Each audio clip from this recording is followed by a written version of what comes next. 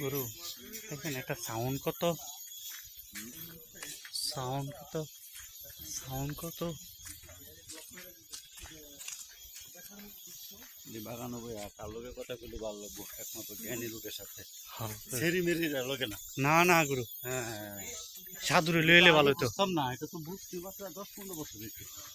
আগে তো ছাগল মাগল নাই কিছু নাই, সমানই লাগাইছি।